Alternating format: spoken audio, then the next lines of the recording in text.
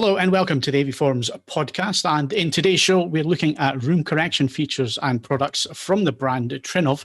And this follows Steve Wither's recent project where he has covered all the available room correction systems from various manufacturers. And you can read the articles on the AV Forums site. So Steve, why don't you introduce our guests joining us today? Yes, Phil. Well, for this very special podcast, we have Arnaud Laborie, who is the founder and CEO of Trinnov. We also have Arnaud Destinet, who is the director of sales for Trinnov, and probably a familiar face of some of our viewers and listeners, Tom Garrett, who is the sales manager international high end. And I think the high end bit will give you an idea as to how much a Trinnov product might cost. Great. If it helps things, I believe Tom is currently doing a deed poll to change his name to Arnaud as well, just to keep things. Well, welcome, gentlemen. It is lovely to see you on the podcast. And let's start with the simple question. Who are Trinnov and what's the brand all about? So thank you, everyone at AV Forum, and thank you for organizing this webinar. The Trinnov history started from a passion and interest about sound. So I remember when I was young, my father was an audio enthusiast, like many of us, I guess. But at the same time, he was also a scientist. So it was very interesting to have like the scientific aspect of sound combined with the more like artistic, esoteric side of audio. And I remember very well, as an example, the loudspeakers. So it was a famous brand from the 70s. It was Ellipson with a sphere and over a cube. It was very advanced acoustic design with multiple resonators, symmetrical load, and all of that. And basically it gave me the audio bug. And when I was a student, I was part of the Hi-Fi club, and I had the chance of doing a lot of hi-fi projects, like many loudspeakers of many kinds, active, passive, symmetrical load, closed, sealed, bass reflex, and amplifiers, analog mixing desk, and many projects. And after I finished this is where I met my co-founder, Sébastien Montoya, who is now director of all the supply chain at Trinnov. And Trinnov is also a story of like friendship. And in a way, we did everything that when you read a business management book, I think we did almost everything you should not do, like don't start a business with your friends, this kind of things. But going back to my studies. So I finished my studies in a well-known research lab in Paris called the IRCAM. It's a very interesting place that has been created in the late 60s about contemporary music. So it's a very intellectual music. It's a lab created by Pierre Boulez. And the whole idea of this lab is like, let's take like 70 of the best physicians and mathematicians working with 70 of the best composers. And let's see what happens. And a lot of good things happened about FM synthesis, synthetic music. And this lab is also working on room acoustics and 3D sound and immersive sound. And this is where I met my second co-founder, Rémi Bruno, who is now the CTO of Trinnov. And so that's how we started the company. It was. Sorry, Tom? What year was this when you founded? It was the year 2000, October 2000. It was, just after the IRCAM. We had this intuition that most of the industry was focusing on, of course, everyone who is interested about sound wants to make sound better. All of us, we want to make sound better. And there are many different ways of doing it. And at this time, the year 2000, it was, if you remember, the beginning of high resolution audio, the SACD, the DVD audio. And the idea of improving audio was about making better audio signals, more depth, 24 bits, more sampling rates, the introduction of DSD and so on. So it was all about audio signals. But at that time, the spatial aspect of sound, the immersive aspect of sound was not really developed. It was still 5.1, maybe 7.1. And we saw that there was a big potential for improving sound, focusing on immersive sound. And that was the beginning of Trinov. So we focused on 3D audio. And this is why the company is named Trinov, 3D innovation. And from the beginning, the company has been established to innovate in immersive sound and 3D sound. I think that's it was the biggest opportunity to improve sound.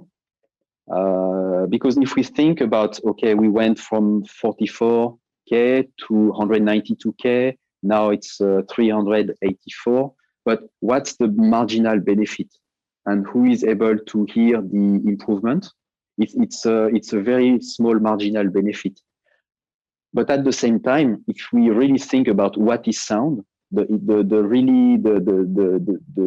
basic nature of sound, just like when we walk in the street and we listen, so that's a lifelike experience, and we understand that sound is in 3D.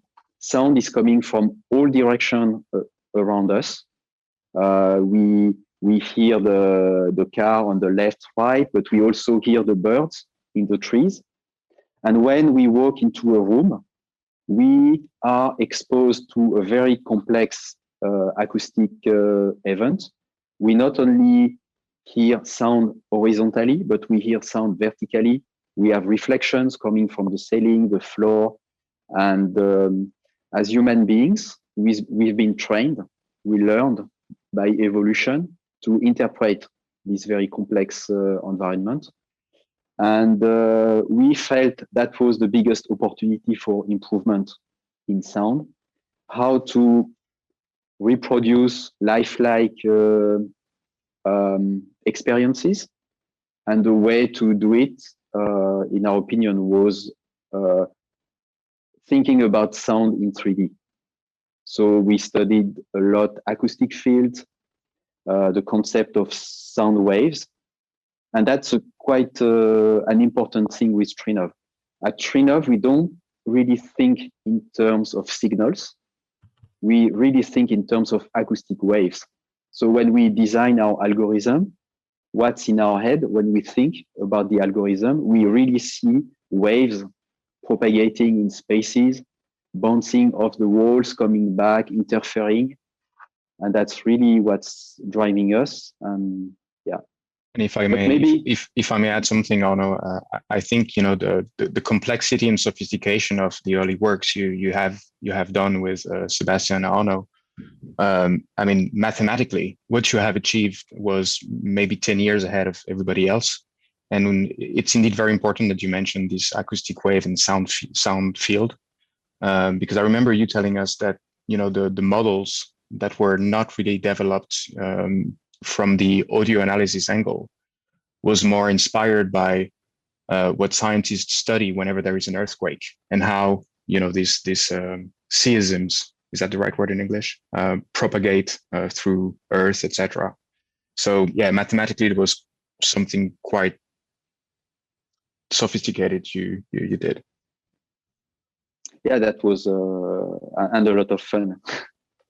So it's, but yeah, the question was about the Trinov history, and I jumped into the science directly, and through this deviation, you can see the DNA of Trinov. So we are really a scientific company. We like to understand how things work, and we like to improve audio through science. So that's. But maybe we'll talk later about the optimizer, about acoustic optimization, and so I don't want to maybe extend this part too much now. But yeah, maybe just underlying the fact that we worked on understanding sound in 3D and working on a full 3D audio chain from recording to reproduction, including 3D processing. So like you can imagine that we place a 3D microphone like on this table, and we can record everything that's happening around the microphone with a very high spatial resolution. We worked with the concepts of like spatial frequency, which is still used in our algorithm. So like, what is the spatial resolution we can achieve, with which degree of precision we are able to separate spatially what's around us, and we developed this microphone that is able to capture a 3D environment with a very high degree of precision. This microphone was composed of 24 elementary microphones organized in a completely random structure. And but we could be able to create a microphone with any number of microphones at any position and with any type of microphone, whether it's omni, bidirectional, or cardioid, or whatever. And so it's a very flexible technology, and we did the same for reproduction. So we developed 3D sound reproduction method, where we can reproduce any direction in space using any organization of loudspeakers. And our first test system used 24 loudspeakers, of course, with loudspeakers all around, but also above our head and even below. So that was a full sphere reproduction system. So we could rotate like an object, which is now becoming very popular, but we could rotate all around us, but we could also rotate up and down and create sound even below the listeners. And in between, we also developed some 3D processing technology. You can think of it as the acoustic Photoshop. Like, imagine the sound stage that the microphone would capture, the 3D microphone. So this sound stage contained like myself speaking and a few other person in the room. And we could like decide to select only one person, and we could hear only this person. And then we could select another part, which is like the ceiling, and we could hear only what comes back from the ceiling. And we could do like all the tools you could imagine in Photoshop to kind of process, tweak, change, distort, condense, select a picture. We could do it with sound, with 3D sound. So that's, I'm developing this part because it gives you an idea of the science we developed and the depth. And that was like 3 very exciting years from 2000 to 2003, where we basically spent all our life, days and nights in a lab. It was a little crazy, but very, very exciting. But at some point, we had to make money. We had to turn this knowledge into like a viable company. And we applied for patents. We presented our work to the AES, the Audio Engineering Society. The work has been very well received. We even got a grant from our government. The Ministry of Research and Education gave us a nice grant to get started. So we are in 2003. And from 2003 to 2006, we developed the first products. And the first product were basically Trinnov optimizers. So how to measure a real room acoustic and how to compensate it. And we are now in 2006, we have a product. And because of our connection with the AES, the Audio Engineering Society, it was quite natural to approach the pro market, because the pro market is very well connected with the AES. And especially the big organization like the national broadcast companies, they publish in the AES journal, and they contribute to all the AES papers. So they are very close to the scientific community. So because of that, our work has been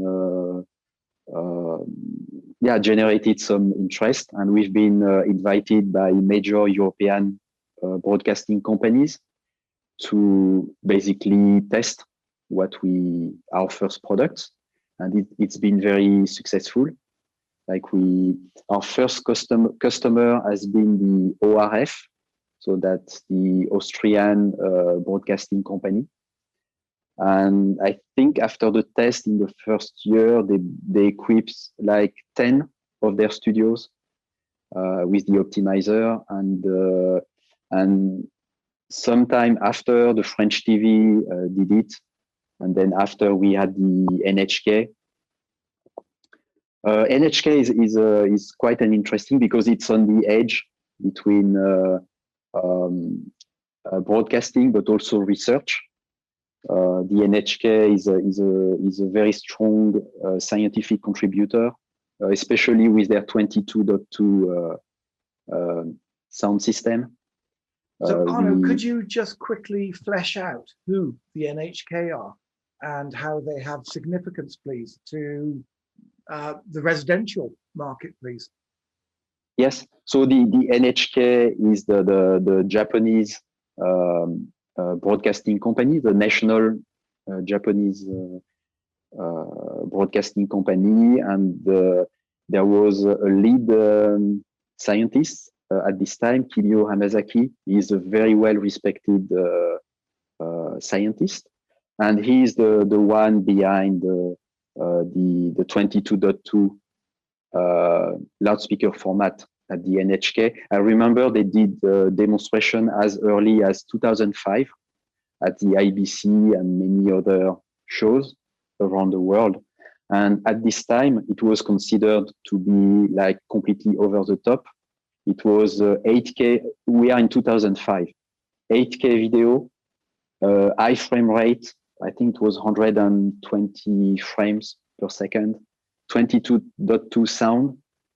And they were using Trinnov optimizers to run this type of installations. And it was also a very good learning curve to get ready for when immersive sound would be more widely adopted. I think an interesting addition here about the NHK is that back in 2005, if you want to calibrate an audio system that consists of 22 speakers and 2 LFE channel, there is no other solution. So by then we're already capable of doing 64 outputs, 96 kilohertz, aren't we? Yeah, it was the biggest project we did at this time was 24 main speakers and 12 subs, everything running at 96K. So that was really wild at that time.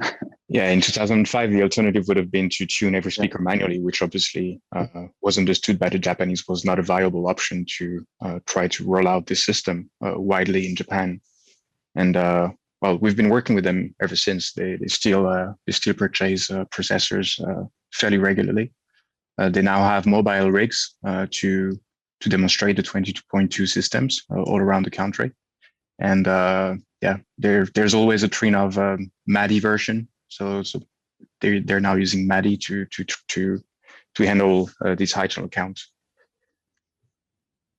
And So, yes. I was going to say, so there's obviously a long history, 21 years, by the sounds of it. You don't look old enough to be running a company for 21 years, to be honest, Arno. With a long history of technical innovation and scientific innovation and professional relationships. From the point of view of a modern day consumer, what sort of products does Trinnov actually offer them? Yeah, so we started to enter in the let's say consumer market. Maybe we should say high-end market, because really Trinnov is well known for its high-end product. It started in 2010.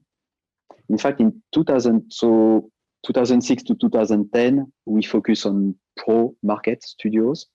Then 2010, at Trinnov, we are audio enthusiasts. And we see that other audio enthusiasts, they start to use our pro product in their home. And it gave us the feeling that there is an interest, there is a market for that. And we are also audio enthusiasts, so we want to go in this direction. And also to mention that in 2010, we also start commercial cinema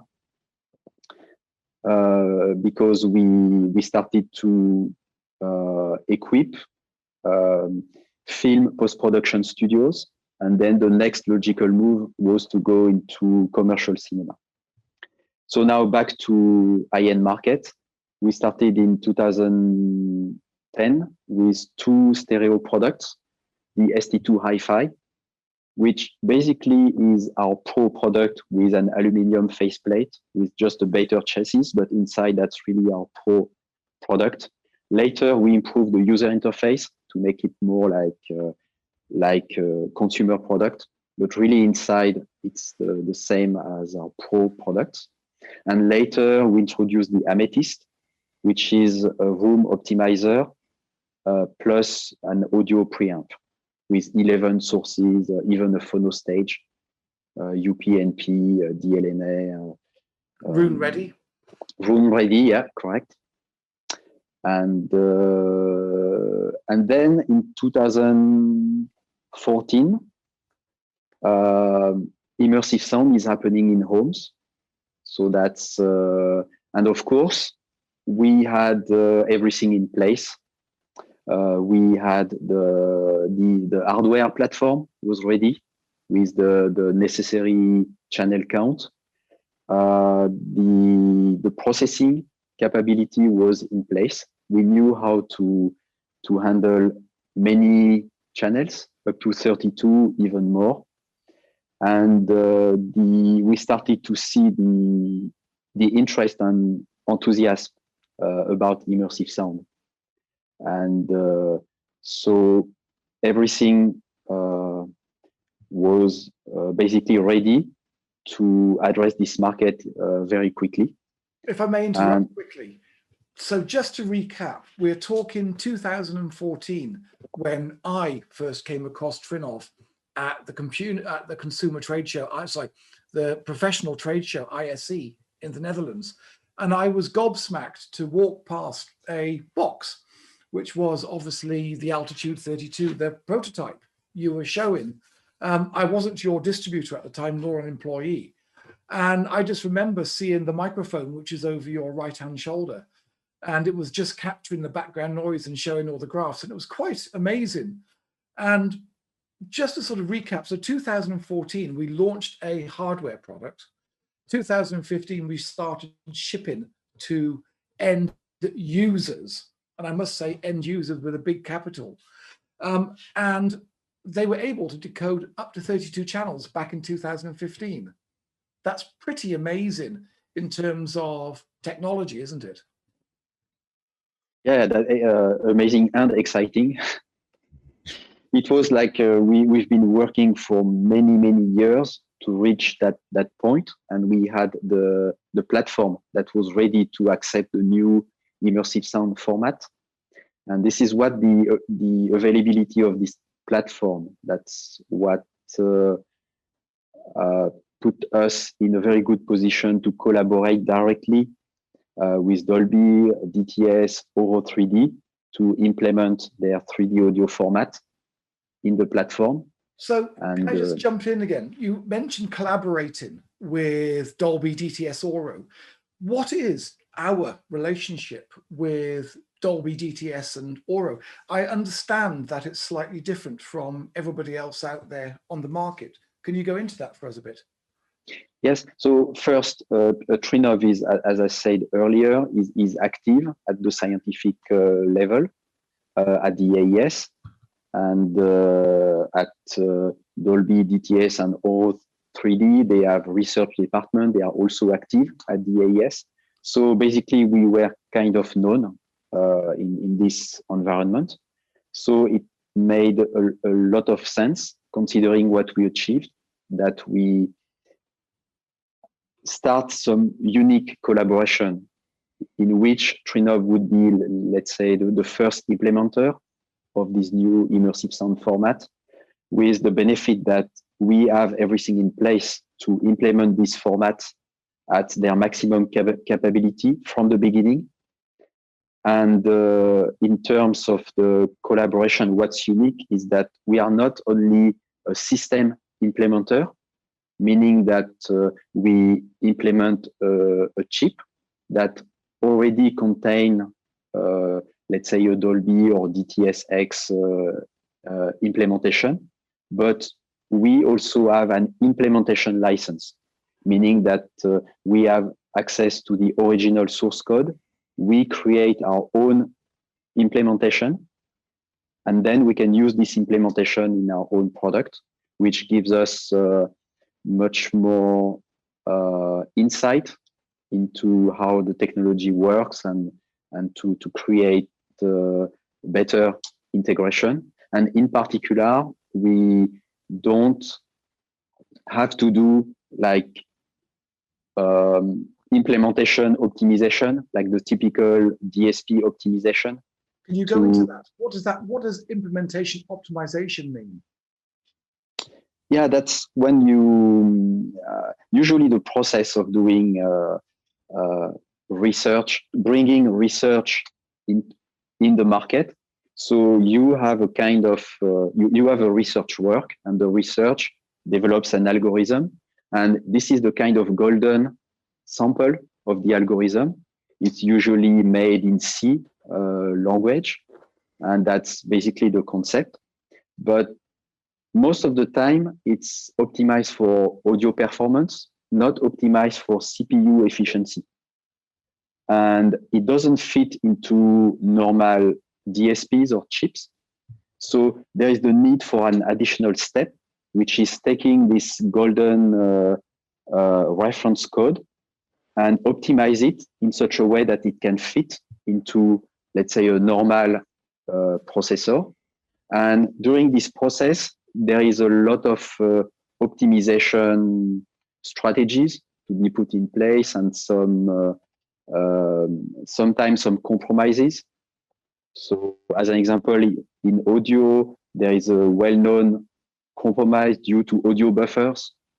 So if you want to optimize the CPU, you tend to use longer audio buffers.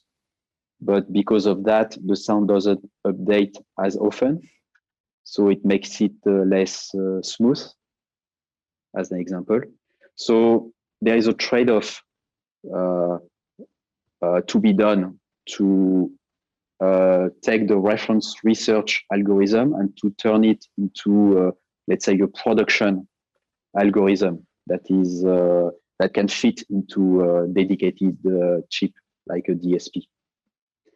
And but from the beginning, Trinov, we work with research, so we are used to use computers as the main processor, and because we are working on let's say high added value markets, pro market, high end, commercial cinema.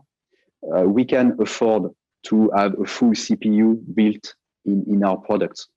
And the benefit is that we skip this implementation step, and we can basically shorten what we call the time to market. And that was very, very visible in 2015 when we introduced the full-scape immersive sound format,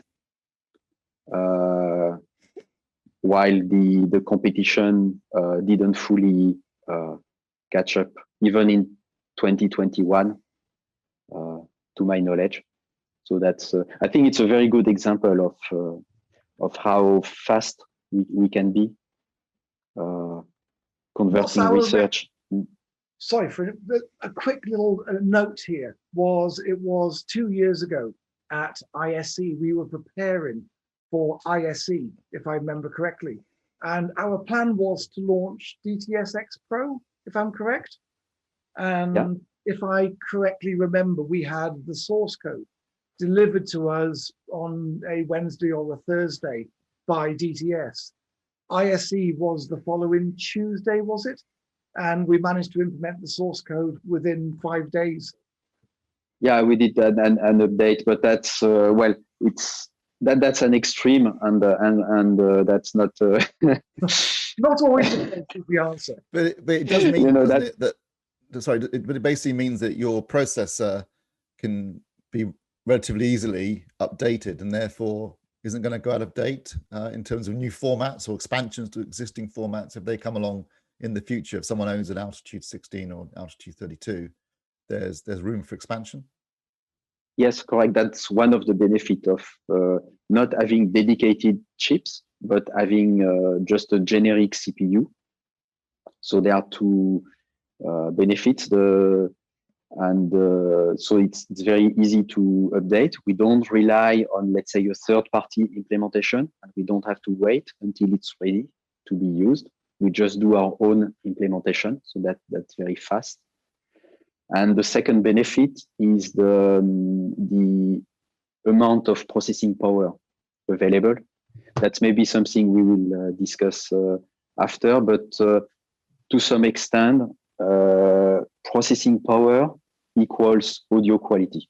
If you don't have the processing power, you have to do compromise, which of course are compromising the audio quality. But really what you mentioned, Tom, is showing our ability to integrate very quickly and go on the market. But the normal process is more like 6 months to a year, because we really need to test everything and make sure that what we deliver is reliable. So that's, but in the extreme case, that's what we can achieve. Yeah. So Arno, who actually makes up the team at Trinnov? Yeah, I think probably because of the nature of this project, like 3 passionate, let's say, students investigating how to make sound better. We've been able to attract a team of very passionate and very dedicated members. So that's, and today we are 46. And really the success of Trinnov is the technology, but it's also the team.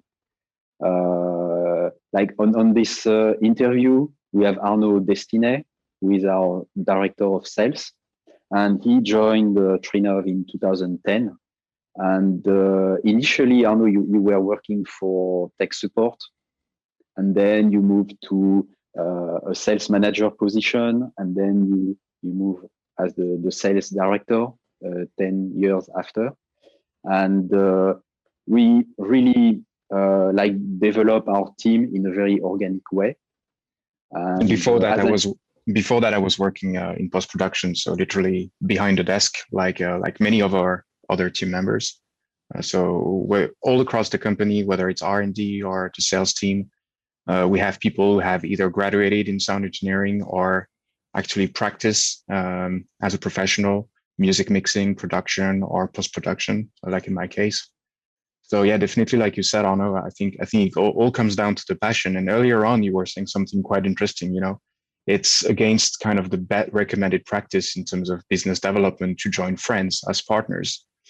But your personalities, Seb, Remy, and yourself, I think are also the reason why you've managed to attract so many talented and passionate people. So I think it's really part of the DNA and what makes Trinov so special, and why we are so committed to the project as a definite journey. And it's been a great 10 years, and I think I'm pretty sure Tom feels the same.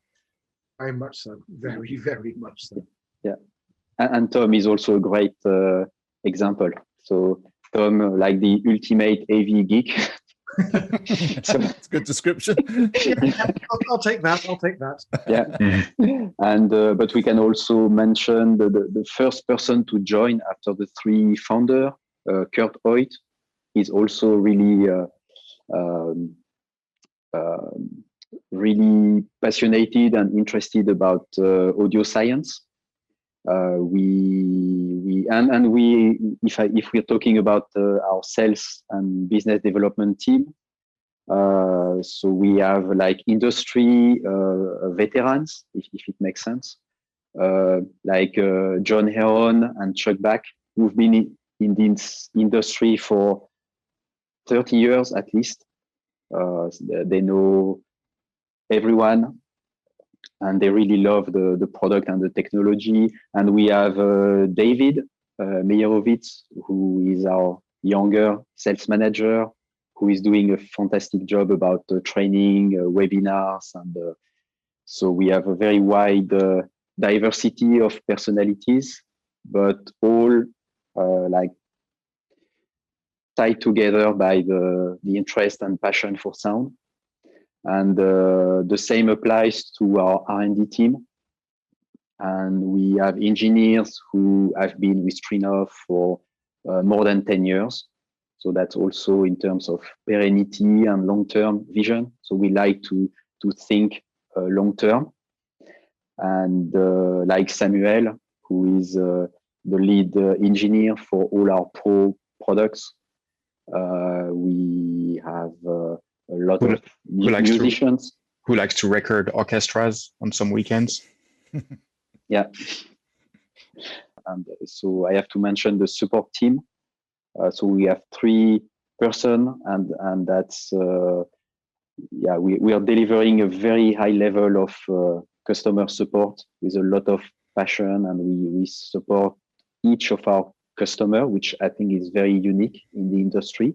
I can mention Antoine Selle, who is really like one of the best support person I've ever seen. So that's and also technically, what's unique about Trinov is that since the beginning, all our products are connected, so we can remotely take control of any processor from the beginning, so 2006, and we can deliver an unparalleled level of customer support.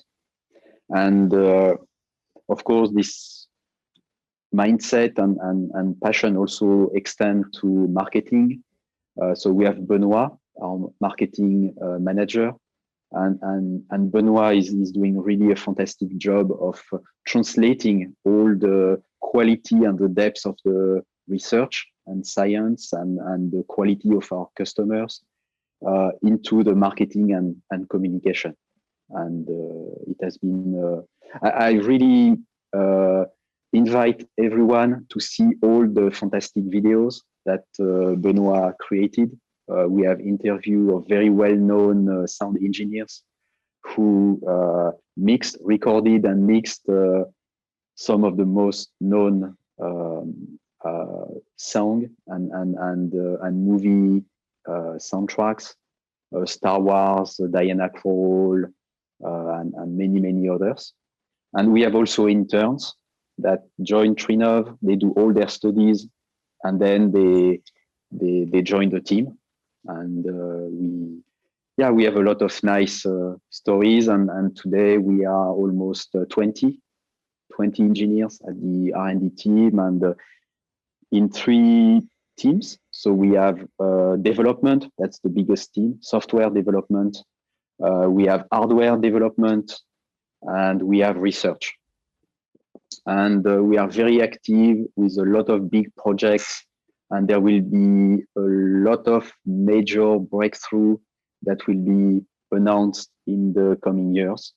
So that's from that point of view, the confinement and the sanitary situation has been quite productive in terms of, well, it's weird to say this, but in terms of scientific creativity, I think it's been quite good, and we are like refocusing on the deep science of understanding audio and acoustics, and some major breakthrough will be released.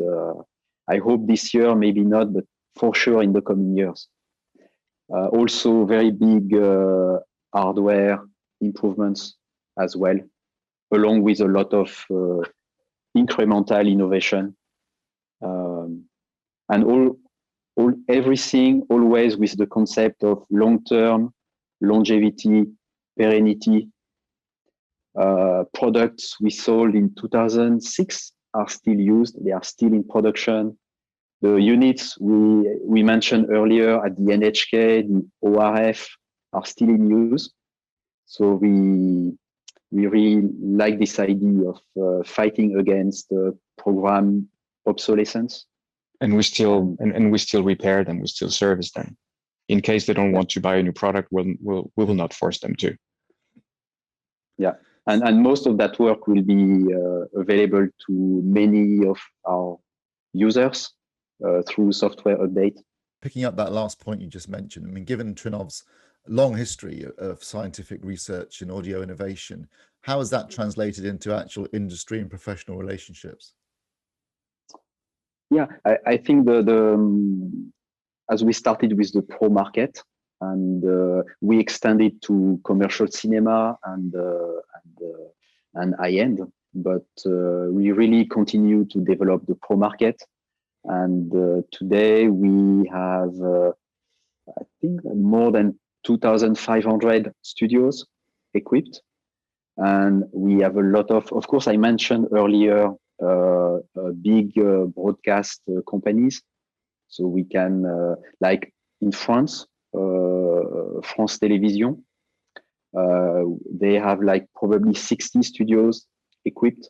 So every content that they receive before it's broadcasted on air is checked with Trinov.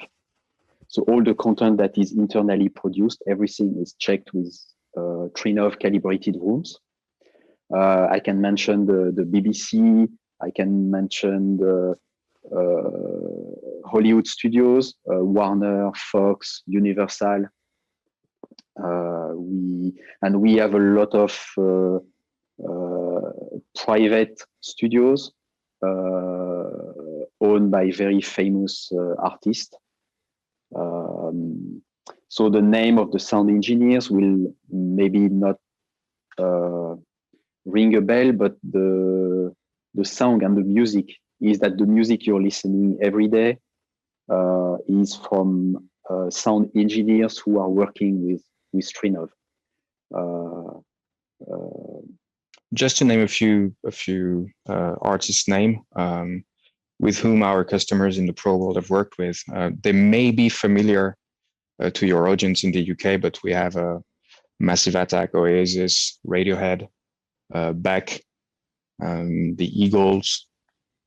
So yeah, just to name a few. So, and with Benoit's work, promoting our technology in the studio world, because Benoit has been working for over 12 years as a music producer and mixer, and obviously, speaking the same language and conveying that message has really helped making digital room correction kind of a must-have in studios, especially in music, where we have been increasingly successful over the past 2 or 3 years with, pretty much double-digit growth year to year consistently.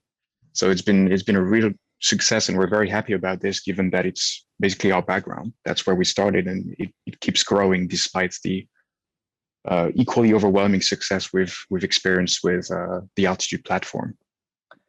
This being said, I mean, digital room correction has been somehow an expected feature in AVRs and AV processors for a long time, but that was actually before it became something accepted in the pro world. And what is interesting now with this new trend in pro audio is that we're becoming more solidly part of the entire chain. So that gives us unique insights into the complete audio production chain. When it comes to Atmos, being part of some studios that are mixing soundtracks in Atmos and seeing the whole content making process, and and the way objects are being mixed and encoded, that also gives us some insight that is interesting when it comes to implementing and seeing how this translates to an actual consumer environment or private theater. And I think that's something quite unique, not only about Trinnov, but also about the optimizer technology. Yeah, I think consumers as well are getting more savvy when it comes to room correction as well, guys, because the whole director's intent or the creator's intent message, although AV Forums have been pushing that for about 20 years, it's only in the last 5 or 6 years that other manufacturers have started to cotton on that people actually do want to watch a TV that has an accurate picture to how the creator intended.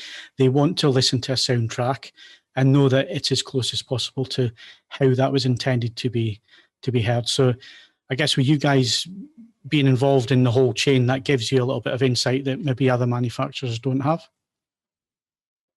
Yeah, and the understanding of the entire chain.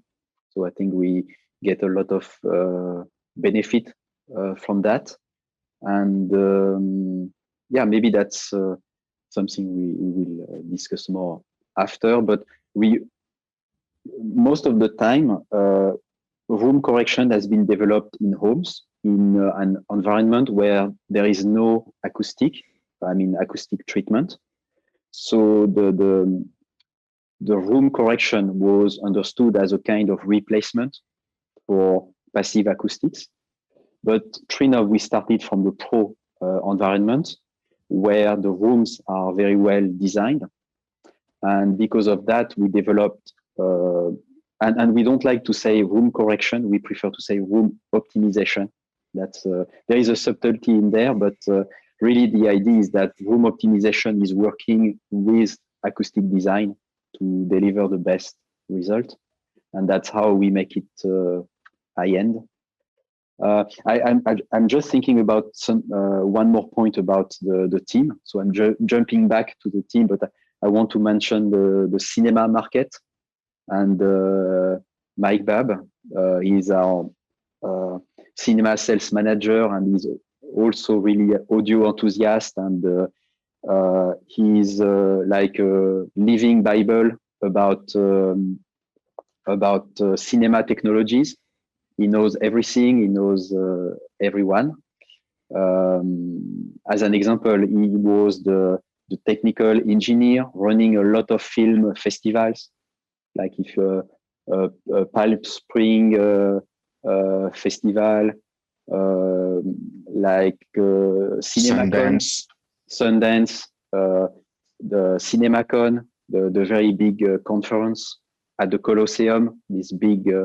So he's the one running the technical installation. So he's really deep and really passionate about what we do at Trinnov. So that, I think that's worth mentioning because we didn't really speak about commercial cinema.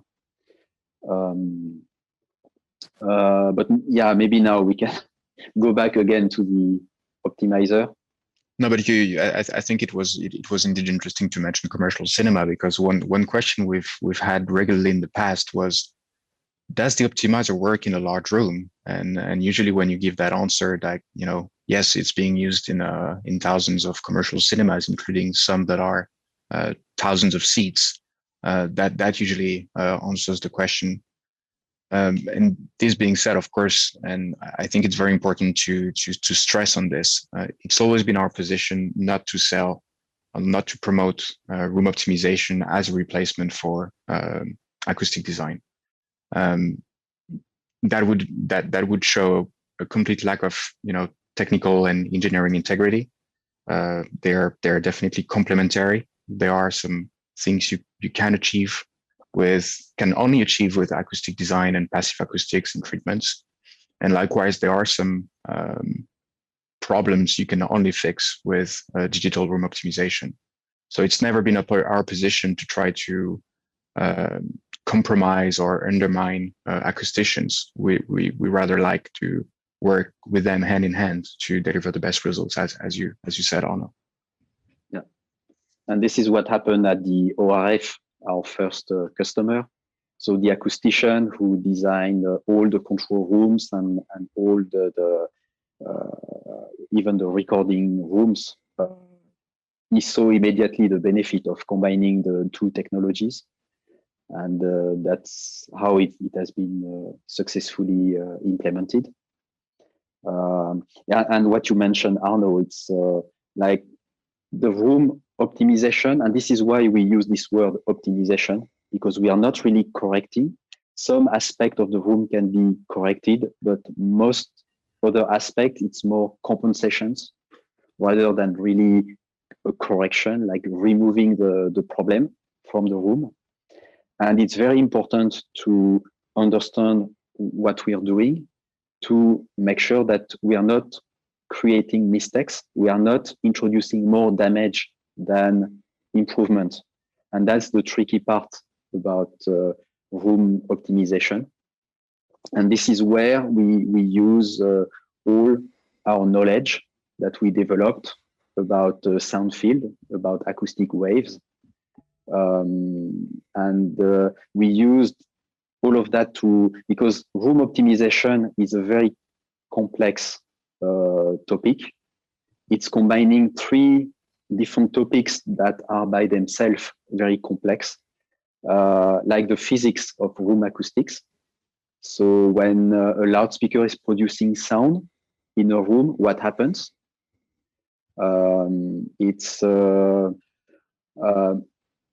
The loudspeaker is producing sound waves that are propagating in the room, and they bounce off the walls, and everything happens in 3 dimensions. And of course, we cannot see these waves. So to see these waves, we have to use microphones. And the mistake would be to do some form of equalization that only works at the microphone points. But in fact, what happened in the room is a continuous acoustic field with wave propagating. And when we do the optimization, we need to understand what's happening at the microphone points, but also what's happening between the points. And because it's not just signals, because it's wave, we know that because of the propagation, what happens at one point at a given time will have also an effect at another point at another time. That's wave propagation. And this is, I guess, what's different between Trinov and other technologies. We are not trying to just fix the microphone points. We are trying to understand what's the room acoustic, what's the physics, how the waves are propagating, and what's happening between the points to really resolve the physics of it. And the physics is already a challenge. It's in 3 dimensions, but that's not the only topic we need to consider. We need to consider also the human perception, and that's an entire new domain, and it's really complex.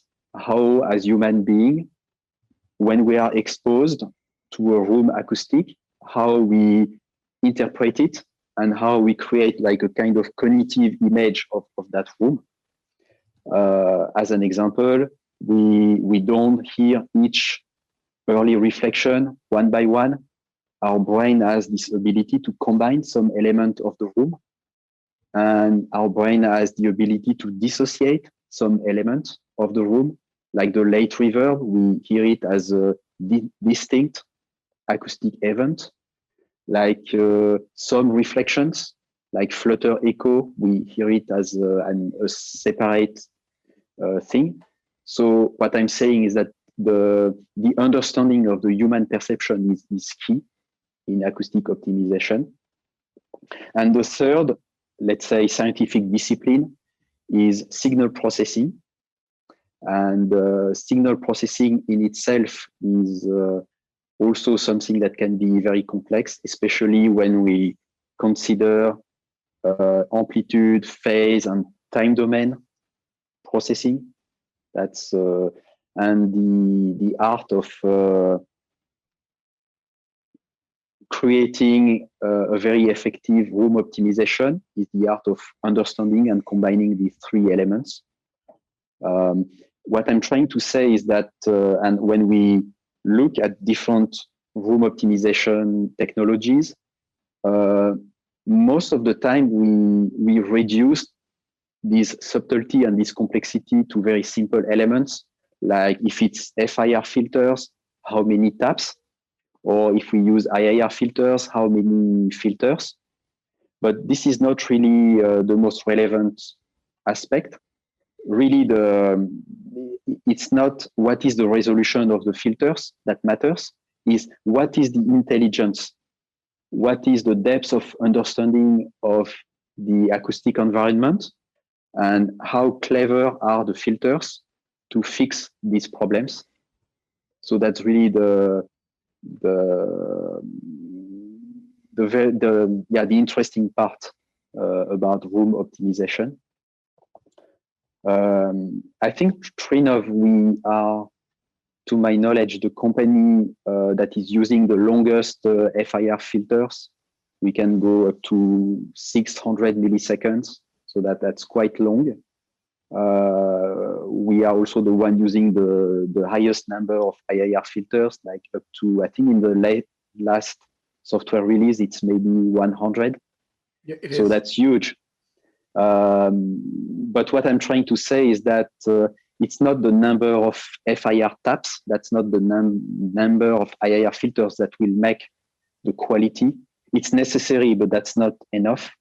What makes the quality of the room optimization is the depth of the understanding of what's going on. And just to put something more clear, like what is the physics or how a loudspeaker work? What's the physics of a loudspeaker? What are the imperfections of a loudspeaker and how we can fix it? We all know that a loudspeaker is basically a membrane with a suspension and a mass. It has some inertia, so it has some damping. So when the loudspeaker moves, it doesn't stop immediately.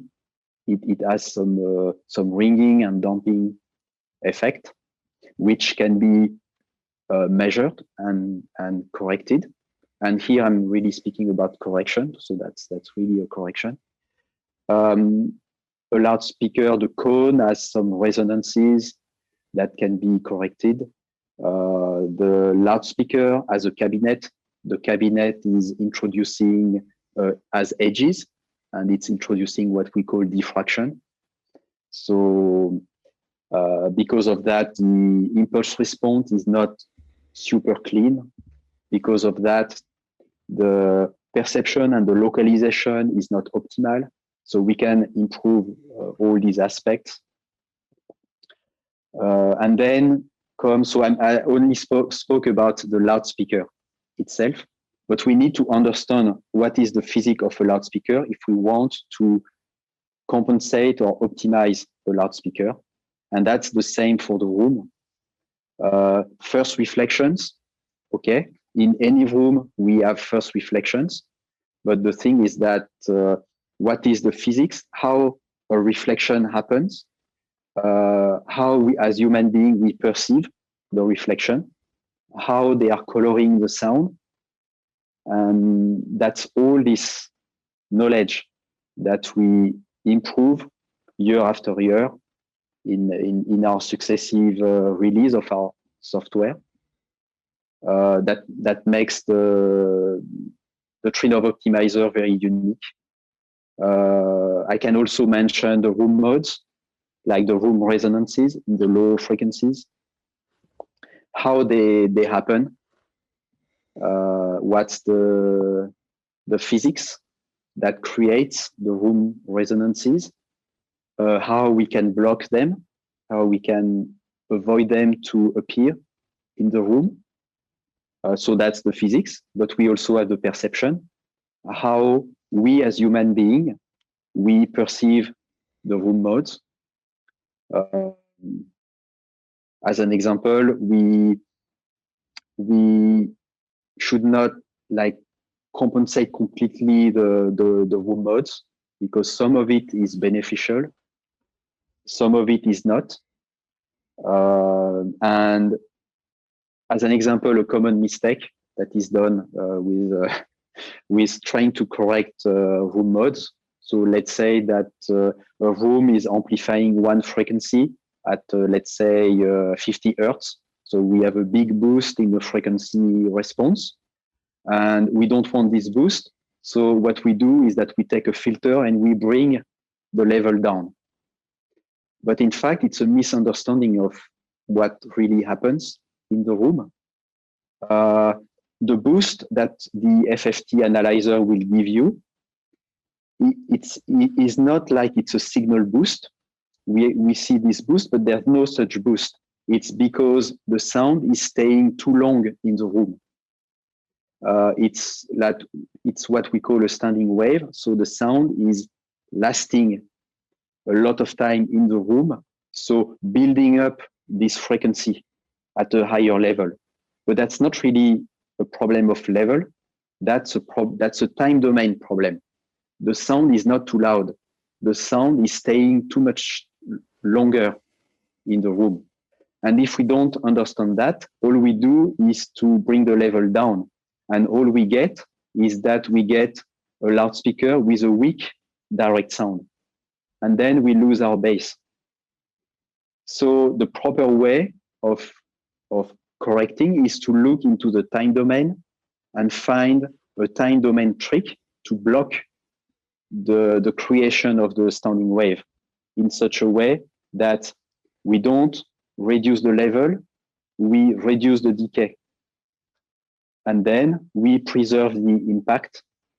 And so we get the benefit of controlling the room modes, the room resonances, without having the problem of my bass are gone. Where are my bass? And the difference. And once you do let's say the bad EQ, you just bring the level down, and the correct EQ, you reduce the decay time. If you remeasure with a simple FFT analyzer, you will see that both response will be much flatter, but they will sound very differently, and one will be correct and not the other. And and in both cases, we can implement that with FIR filter, IIR filters. So that's what I'm trying to say here, is that it's not the type of filters, it's really the intelligence that is built into the algorithm, how the algorithm understands what's going on to make relevant decision about how to fix the acoustic. And very important, not to make mistakes. So that's, I think that's the general way of trying to express what makes the TriNov technology very unique. If I may add something, so you described very well, the complexity of the algorithm, and in terms of acoustic analysis and signal processing, and how to consider everything in the amplitude domain and time domain to basically split up all the different behaviors of the sound in the room over time. But beyond the algorithm, I would say that the TriNov products are more than this. The optimizer is just one part of it. It's a big part of it. That's certainly something very, very important in the TriNov history, and something that on which we have built our success. But also the way it's been integrated in the product, I think is also quite interesting. First of all, I think it's interesting and important to mention that it's completely built in the processor. So we were talking about support earlier on, and the great thing is not only we can remotely access a processor from anywhere to help our customers whenever they have a question or need assistance, taking a look at the graph and maybe making some recommendation for slight adjustment to get the sound to sound like they want. But also, we don't need them to take a laptop, install a measurement software that is from a third party, and then plug a microphone through an audio interface, plug through the laptop, run the measurement, and then transfer those filters to the processor. We don't need them to make sure that the measurement software is running a firmware that is compatible with the firmware of the processor. So the level of integration really makes the whole experience much smoother. We log in remotely to the processor. We have access directly to the graph. We can recompute the filters according to some new parameters. It's done in seconds. And really the worst case scenario is if a new measurement is required. But most of the time, if the measurement has been done correctly in the first place, we have so much more flexibility, and we can help remotely so much more effectively than if you're using two separate systems. So that level of integration to me is essential and really critical when you consider a home cinema processor and a digital room correction. Because the fact that the room correction system is good is one thing. The fact that it's fully integrated into the product is another, which is to me equally important. Then we have the optimizer, but also everything around it, as I said. So as an example, Onno was mentioning the amount of understanding we need to have about the way the loudspeaker works. So that's what we would consider the electroacoustic domain. And as a matter of fact, we work with a lot of speaker manufacturers. A lot of them are actually using the optimizer to help them with their development of new products. And on that front, I think we also have something quite unique, which relates to the way we manage active crossovers, which is particularly important in home theaters. So if you have screen channels that are bi-amped or tri-amped without passive crossovers, we have a unique system that will basically semi-automatically calibrate the crossovers. In commercial cinema, which we were mentioning earlier on, that's almost all the time. In the smallest commercial theaters, you have two-way speakers behind the screen. And as the size of the commercial cinema grows, eventually you jump to 3 ways or 4 ways. So currently we can calibrate up to 4 ways active loudspeakers semi-automatically. So you basically have to adjust, the crossover frequency slopes, but then we will measure each driver individually, and the system will suggest the best possible delay gain so that the whole speaker with all the different drivers act in full harmony and delivers, the most consistent direct sound to the measurement position. So that would be prior to the actual room correction. But as I said, room correction is only one part. So, and I think we have the entire chain covered, And then we have bass management. We could also mention that is also extremely sophisticated. But I'll leave that to you, Onno, maybe.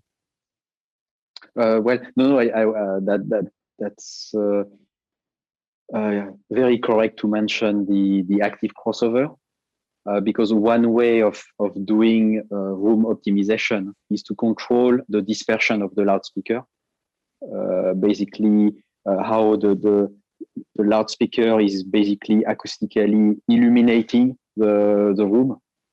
If we change that characteristic of dispersion, we change the amount of energy we send to the wall, and therefore we control the room acoustic.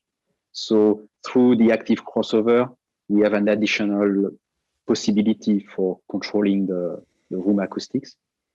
So that's, I forgot to mention that point. And and about the base management, we we have quite an advanced matrix base management, especially as immersive sound is getting more and more popular. The trend is to integrate more and more loudspeakers in rooms. Therefore, the loudspeakers, they need to be smaller and smaller. And if we want to keep the SPL performance, we need to increase a little bit the crossover frequency in the bass management. Therefore, the subwoofers, they can be localized more easily. And it becomes important to be able to retain directionality even in the bass.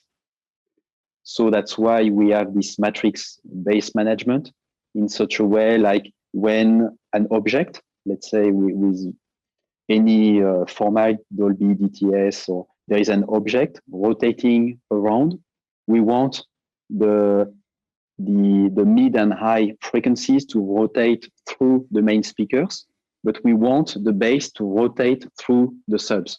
If you have multiple subs, in such a way that you keep a full range reproduction with the correct localization. And the bass management is implemented in layers. It's such a way you could imagine to have a super small ceiling speakers that are very easy to integrate, but they don't have any bass and upper mid. So you bass manage into your main surround speakers at a higher frequency point, like let's say 150, maybe 200. So you can use super small ceiling speaker, easy to integrate. And then your main speakers are bass managed at, let's say, 100 to the subs. And then you can use a much smaller loudspeaker without a significant loss in performance. So that's the advanced bass management. And we're still working on this topic. And there will be probably announcement in the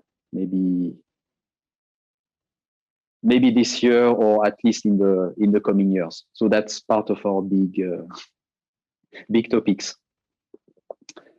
I think you mentioned customer support. For sort of the average, or say a novice AV enthusiast, how easy is the optimizer to actually use? Yeah, we are working on two things.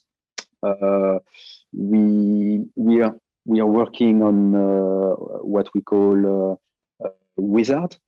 So basically, we take new users in a step-by-step process in such a way that they can complete a calibration and get very good and satisfactory results very quickly.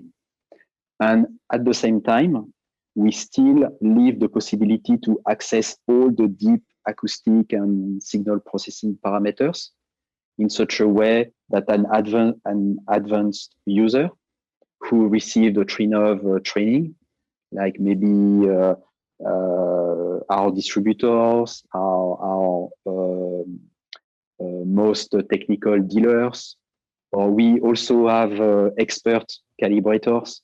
So we even have consultants who are making their living out of calibrating Trinnov units, and they are super, super sharp.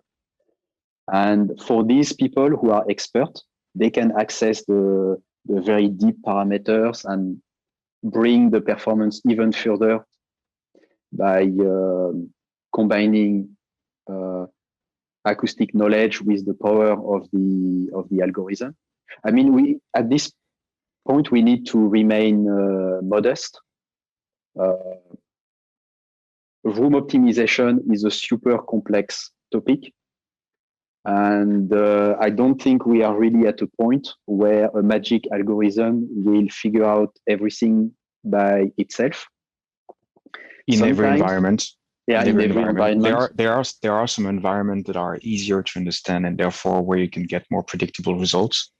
That's the case as an example of music studios when the listener is in the near field. maybe we can mention, the ratio between the direct field and reverberated field, because obviously that changes everything for the understanding of the acoustics. But the question, if I may, was about the complexity. So I would take it from a slightly different angle. Although it's important to say indeed that there is a step-by-step guide that will get anyone through the initial calibration. But then it really depends on how high you want to go. One of you mentioned before the call that you were into Formula One, and I think there's a nice analogy with Formula One when it comes to sound. Let's assume the car itself is the loudspeaker. We know that the loudspeaker will not perform great in a bad acoustic environment. So the analogy could compare the acoustic environment and the quality of the acoustics in the room to the quality of the track. Or let's say if you want to drive Formula One in Manhattan, of course you're not going to be able to extract its performance. Whereas it's on a racetrack.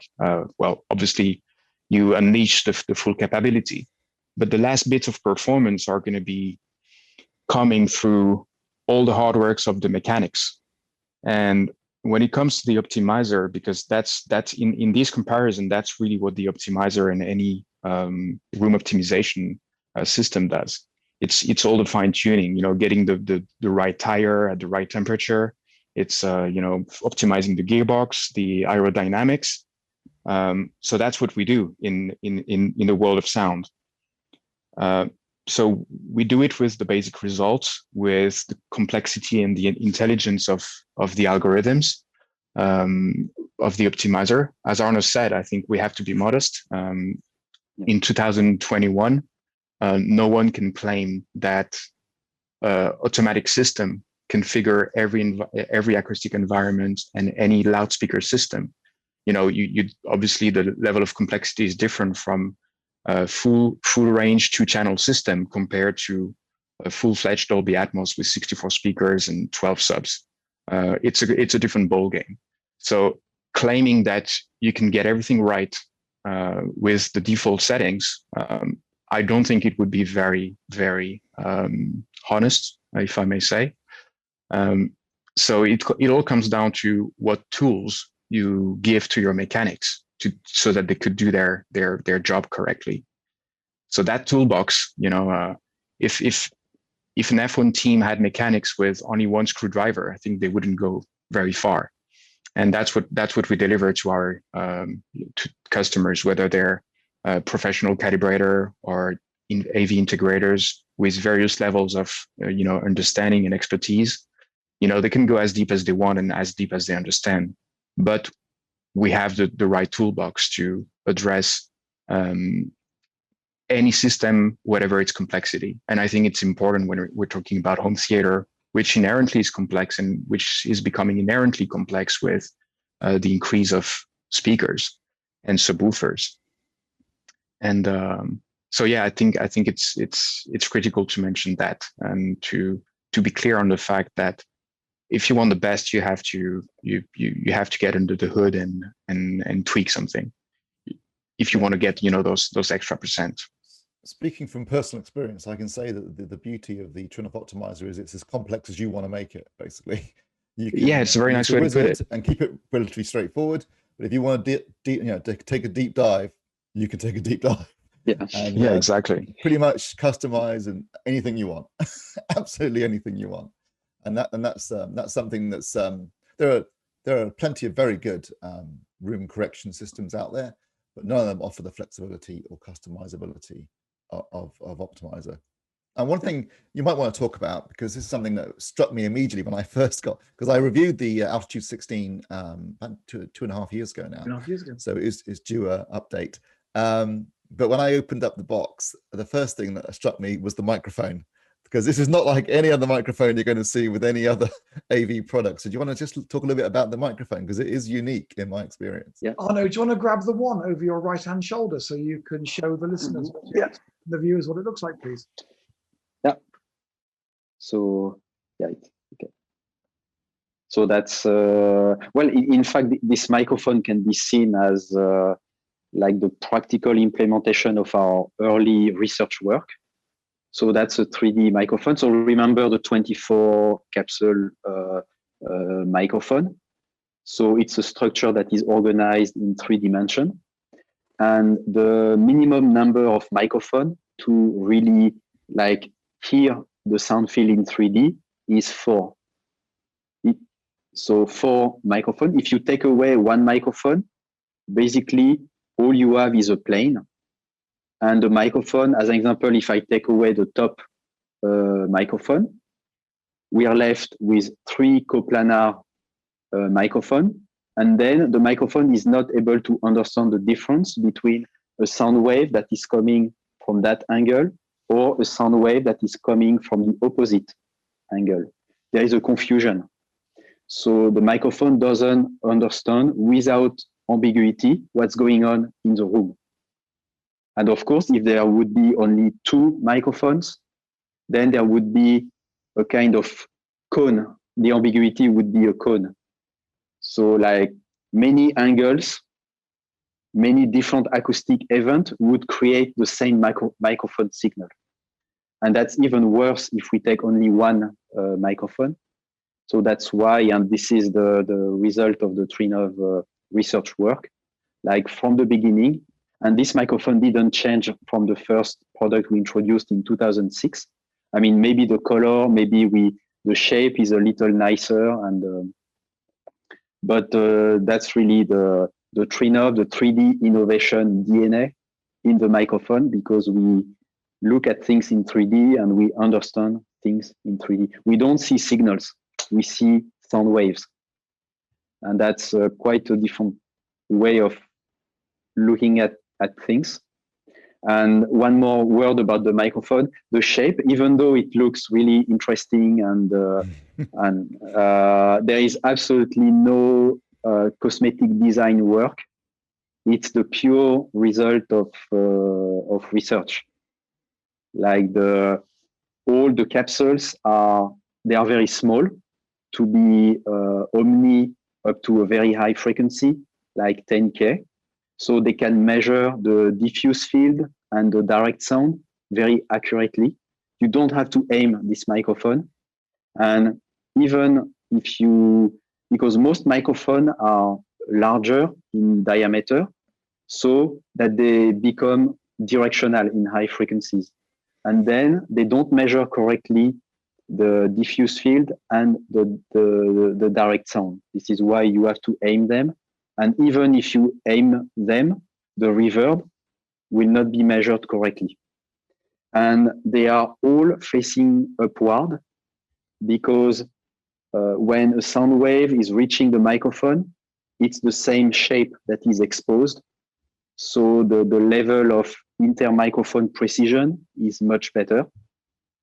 And you can see here, the microphone is becoming much smaller. The arms are smaller than the microphone itself. So it helps to increase the frequency for which the microphone is omni. And also this shape has some good acoustic properties. So you can see that's 100% acoustic design. And by coincidence, it turned out to be an cosmetically pleasant shape, but that was not the, or maybe not, I don't know, but that was not the intention. Yeah. What sort of accuracy have we got with those capsules and the microphones? Yeah, the bandwidth is up to almost 50K. So the response doesn't drop after 20K, so it goes really high. Every microphone is calibrated from below 20 up to 24K. Each microphone has a serial number with a specific compensation file. So that's something very important. And in terms of localization, the microphone is able to localize a sound source within 2 degrees. So plus minus 1 degree. And this is due to this particular arrangement. So 1 degree is super accurate. And that's the performance we achieved in our original research work that we still maintain. But yes, that's a very visible difference with other technologies. Yeah. So when you calibrate the loudspeaker system with a Trinnov processor, you can see the map of the loudspeakers. So once the loudspeakers are measured, they show up in a map, and at the end of the calibration process, you have X, Y, Z map of your exact loudspeaker positions. So that's that's a visible aspect of the science that's behind. That brings us on nicely to another unique feature of Trinnov, which is the remapping, 3D remapping. Can you explain what that is and exactly how it works and the benefits that it brings? Yes. So the 3D remapping is a result from the initial work we did. So basically, the initial research was like, we want to play 3D sound over any arbitrary loudspeaker layout. And that's nice because the more loudspeaker we add, the more difficult it becomes to fit them exactly where they should be. So that's a challenge. And even with 5.1 or 7.1, if you want, so you can have a dedicated room. So, and then you decide where to place the loudspeakers, or you can have a more like multi-purpose entertainment room. That could be the living room as an example. And here you don't really decide exactly where to place the loudspeakers. Maybe the left will be by the window, so it will not be possible to put it exactly where it should be. And other speakers will. So you have to move the loudspeakers out of their optimal position. And the microphone, because it's measuring in 3 dimensions, the microphone localized within plus minus 1 degree, 1 centimeter distance. So it creates the map of where the loudspeakers are. We know from the format where the loudspeaker should be.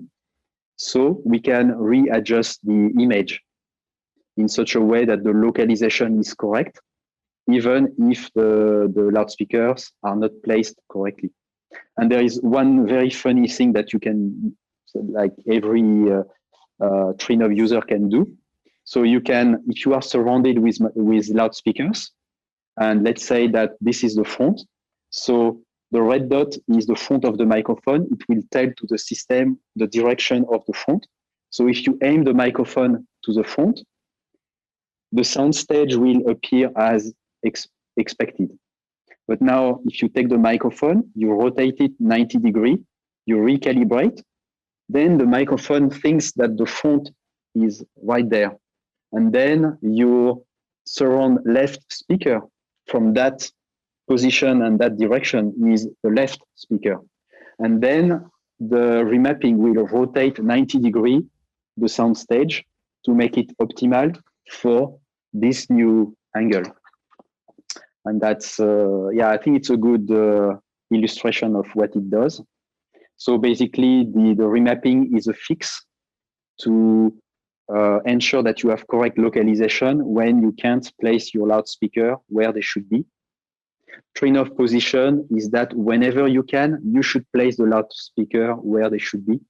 That's the best performance. But if you can't, then you have the, let's say, the B plan, which is the remapping that will, let's say, rebalance the localization. Does it also mean that if, for example, you have a speaker layout that is based on Dolby Atmos, and then you're watching a movie that had an Auro 3D soundtrack, that the Trinnov remapping could actually remap the speaker layout to replicate what you should do for an Auro 3D setup? Yes, that's correct. That's what it will do. But and this is a work that has been done by Trinnov our collaboration with Dolby DTS and Oro 3D gave us a good understanding of the format, but also the intention in terms of speaker layout. And we found that the speaker layout is a little bit like theoretical, like you have a center listening position, and then you have angles, like left and right are at 30-degree angles. And for Dolby, you have a loudspeaker every 15 degrees. And for DTS, it's something else. But we found that when you try to like implement this loudspeaker layout in a real context, you have to accommodate different things like the view angle.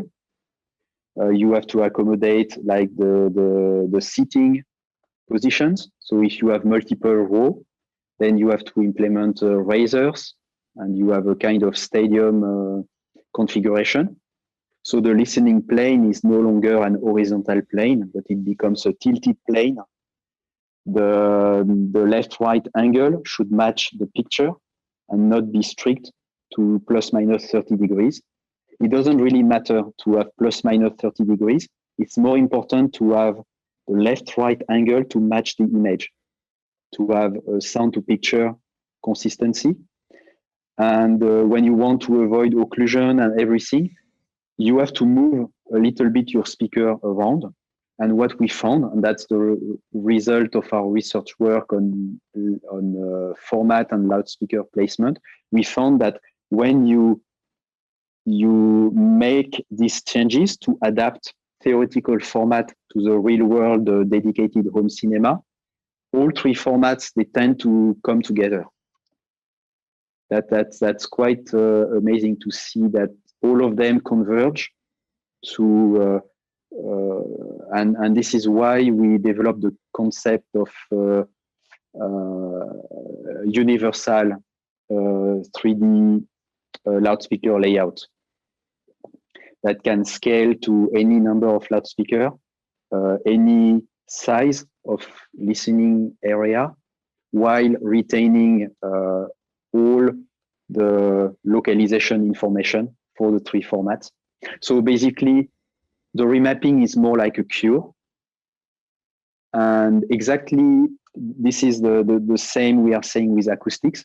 So we, at Trinnov, we say that start from a clean acoustic in the first place, and then use the acoustic optimization to improve. With loudspeaker placement, it's exactly the same. Start from a clean loudspeaker layout, and we developed guidelines about how to place your loudspeaker in such a way that your loudspeaker layout will natively play correctly all formats without loss of performance. And then if you can't, on top of that, you can use the remapping.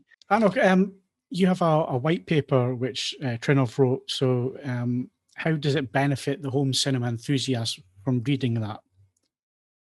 Yeah, so this question about speaker placement came very early in the introduction of the Altitude, because the three formats have been introduced about at the same time in the industry. And of course, Dolby, DTS, and Oro 3D, they didn't speak between themselves to come up with one unique speaker layout. So the situation is quite different from the situation we had with 5.1 or 7.1, which is a standard loudspeaker configuration, which is the same regardless of the format. So what happened with immersive sound is that each format came up with recommended loudspeaker layout that were different. So then the question was that should I choose one format or another, or should I add?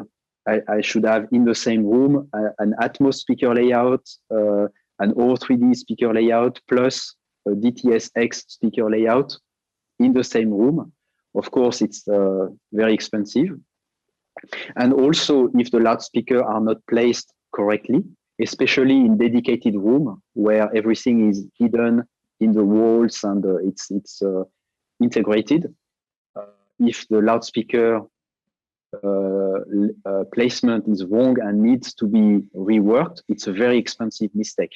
You have to tear down everything and move the speakers. So very quickly, we had to understand what's going on and give precise advice to all our users. So we started to think about, okay, what are the different formats and how we can make them to converge. And we found that all these formats were very theoretical. So we had to include in the equation the real world, like the picture is not part of this format, like the viewing angle, like what is the listening area that we need to cover, and what is the real physical arrangement. And we found that all three formats, when we do that, they all come together. So that's and this is a work that has been developed over multiple years. We started in 2015, and I think the white paper has been finished sometime around like maybe 2016 or 17, and it became a training. And this training has been delivered through CEDIA. So this work has been integrated as part of the CEDIA standard courses, and Tom has been giving the training hundreds of times. So it has become a very popular CEDIA training. And now that we have some experience with the many thousands of installations that we did, so we really know that it works in the real world, we've been invited to the CEDIA recommendation group, the CEB22, and this work will be integrated in the new CEDIA standard about designing home cinema, basically. And the loudspeaker layout is the biggest rewrite of this document. And we are very proud to have this opportunity to contribute with CEDIA. I think that will be a very useful document for the entire industry. And I think it will really help the success of immersive sound, because really the success of immersive sound will come from the customer satisfaction, make sure that the end users are happy with immersive sound. And this satisfaction comes from avoiding big mistakes. In the first place, putting the speakers in very odd positions. So that's something we've been working hard. It goes through CEDIA. It's let's say a gift to the industry, but I think it will make everyone's life better. So I guess anyone who's been watching this video, listening to this podcast, will be wondering, this sounds amazing. How do I get it?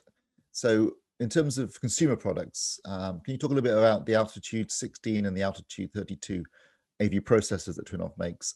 What features they have and how the two differ from one another? Mm-hmm. Okay, so I will start with the Altitude 32. So that's the first AV processor that we introduced. So it's based on the Trinnov scalable platform. So it's named Altitude 32 because in the original version, the platform could scale to 32 channels. And it comes with 4 models, 8 channels, 16 channels, 24 channels, and 32 channels. Can I jump in there? Yeah, sure. Sorry to correct. How many models does it come in? Is it with all the colors? Yeah, okay. In terms of number of channels, but yeah. What's the maximum channels we can do? Yeah, that's up to 64. If we add the Altitude 48 extension, because as we said, we introduced the Altitude 32 as a 32 channel platform, but in reality, the platform could go already up to 64 channels. And we have available 48 outputs. So just with a software upgrade, we can transform any altitude 32 into an altitude 48. So that's the 48 extension. And how we do it, we use the 32 analog outputs, XLR or DB25, plus the AES outputs. And instead of working in parallel as mirrors, they work independently. Because inside the unit, what we have is really a 64 channels hardware platform. So that's for the outputs. It has analog AES outputs. For the inputs, it has 8 HDMI 2.0 inputs, 2 outputs. I'm not going to expand on HDMI. We could talk 3 or 4 hours on that topic. But I want to say that we implemented some diagnostic tools. Like sometimes if you want to understand if your cables are okay, or if you want to read the edit tables and if the handshake is happening correctly, you can do it with the altitude processors. So now going back to the features, it's Roon ready. It has all possible source you can imagine, analog, balanced, unbalanced, SPDIF, AES. In the future, it will have audio over IP. We are working on it currently. We'll see when it is released, but that's on our roadmap.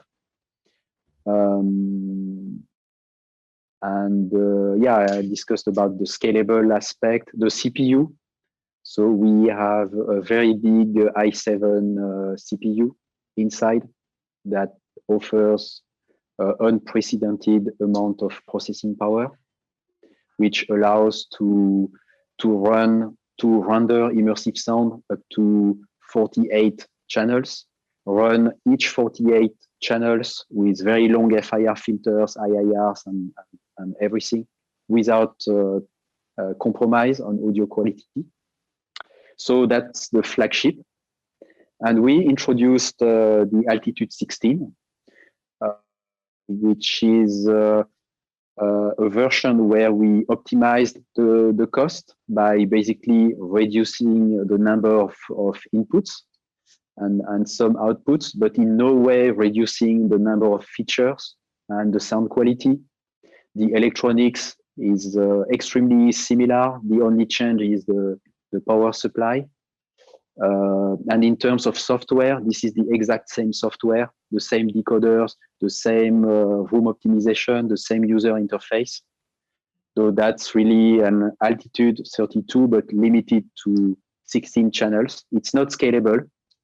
A quick point here, I'd like to jump in if I may, please, is one thing which is really interesting from my perspective as a home theatre and hi-fi geek. I wear that badge with pride, is the digital to analog converters we use on all our products, be it our products used in studios where people like Left Field are recording, all the way through to post-production.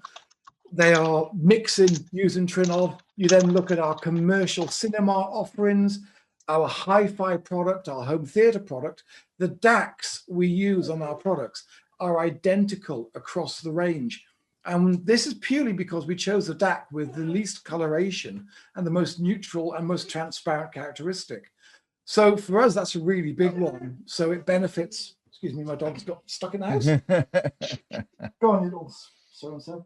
So for me, that's a really important factor, that the hardware platform, we reflect the elements across different models, and it's all designed around number one, which is hi-fi, which is the audio performance, be it hi-fi, home theatre, or whatever we're doing. Yeah, and maybe we can say that maybe the Altitude 32 has a little more an audiophile flavor. So it can actually process the room optimization up to 192K without SRC. So that's more, it has a word clock, which supports word clock, and it has digital outputs if you want to connect very high-end DACs. So probably the Altitude 32 has more like an audiophile touch to it.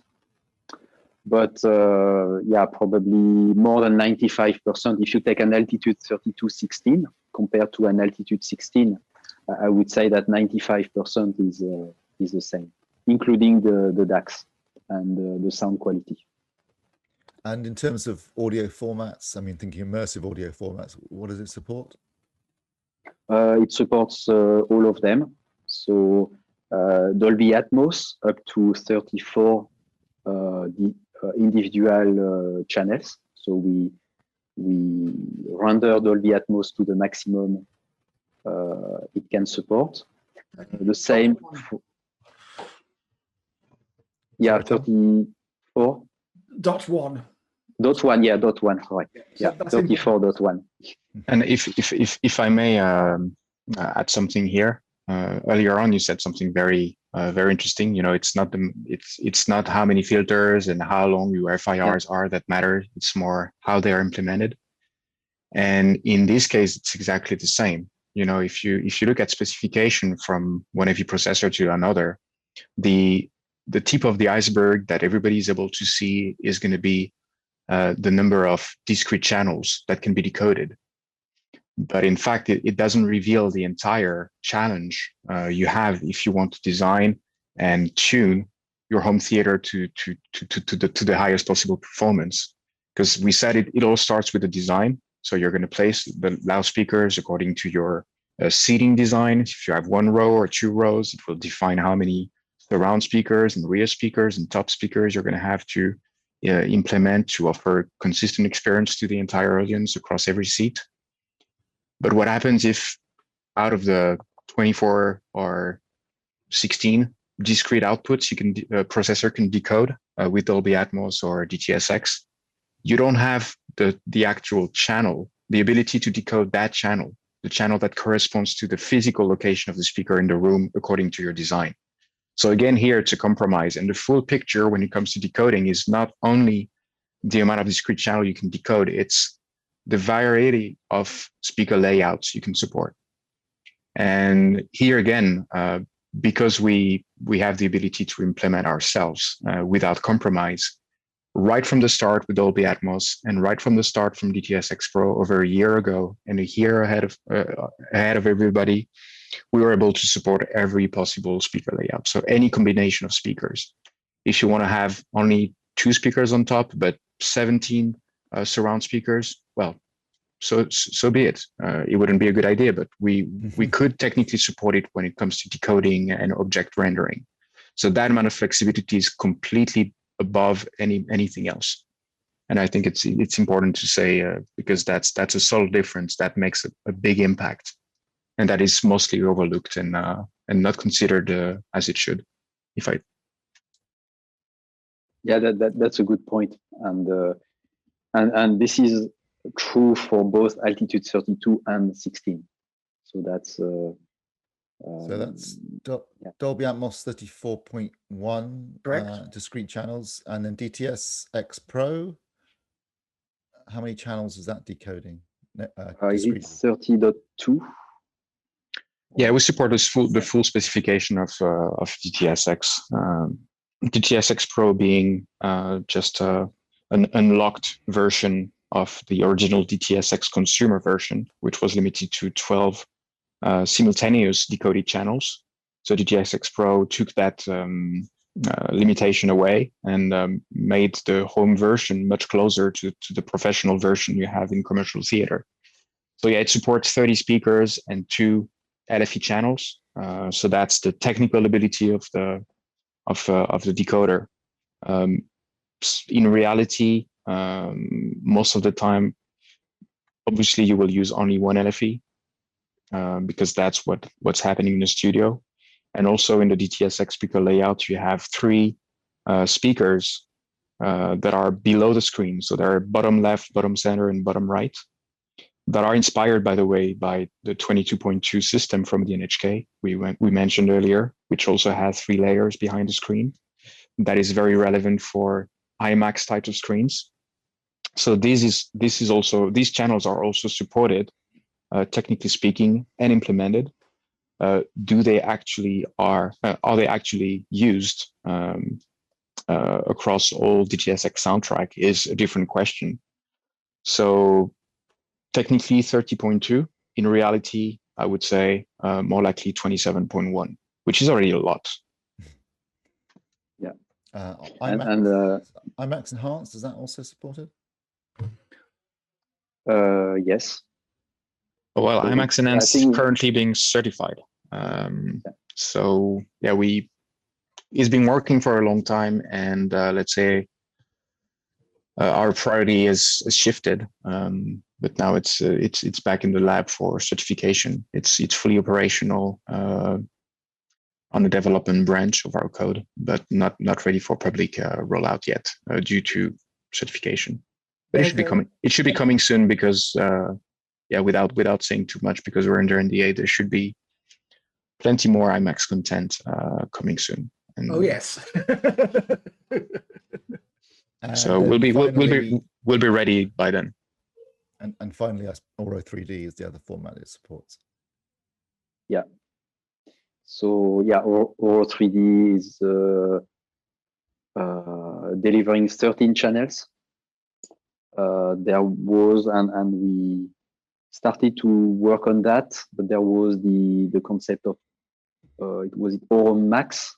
I think that was Auro Max, Yes, which was the theatrical version of Auro 3D to support higher channel count. But this has not been yet released to the market. If it happens, then we will be happy to do it as soon as possible. And yeah, so that's. But I can mention because it reminded me the first DTS:X demo that we did with the let's say the golden sample code that. And we did this demo, I think it was at CES 2015. Yep, I was there. Yes, and it was like 20, maybe 22.2, maybe that was the NHK speaker layout. And it was running the R&D golden code. And then once the let's say the production code has been delivered, we discovered that the number of possible rendered channel has been reduced to 11. So we had an intermediate step, which was a kind of step back because we knew we could make it work, but that was only the research code and not the production code. And with DTS:X Pro, then we are back to the original channel capability, which made us very happy. Yes. But that's, yeah, it reminded me this anecdote. But yeah. But yeah, anytime there will be a new format, immersive sound format, we will be available to implement it in very quickly and without any compromise. So that's our mission. Well, whilst you're talking about codecs, just remember that, was it 3 or 4 years ago now, we previewed the MPEG-H codec at Munich. So from our perspective at Trinnov, we've already been working with other partners. There was a European Broadcasting Union project called the Orpheus project, and we at Trinnov were part of that. So we took an opportunity a few years ago to preview it to Joe Public. And that was at Munich 3 or 4 years ago, if I remember correctly. And we've got the code waiting there. We're just waiting for a practical application to implement it for our users. So there's continuous work in terms of new functionality, new features. The reality is that we've only got X amount of bandwidth, so we have to choose the most suitable for the market as it stands. And until we see a practical implementation of MPEG-H, which is on the horizon slowly, then we're just going to put that slightly to the back burner and offer some more value added for the users at the moment. And that's it for this edition of the podcast. I'd like to thank our guests from Trinnov for joining us. Thank you very much, gentlemen. Well, thank you for having us. Everyone. Yeah, thank you for the opportunity. It's been fascinating stuff. And don't forget that we have a weekly podcast that live streams every Wednesday from 7 p.m. and also the new movies podcast, which will live stream from 7:30 p.m. every third Monday of the month. So do join us for that. That's a brand new podcast. And also please like and subscribe, hit the notification bell if you're watching on YouTube. And you can also leave us a rating on the podcast service provider of your choice when listening to the audio only version. I'm Phil Hinton. Thank you very much for watching and listening, and we'll see you again soon.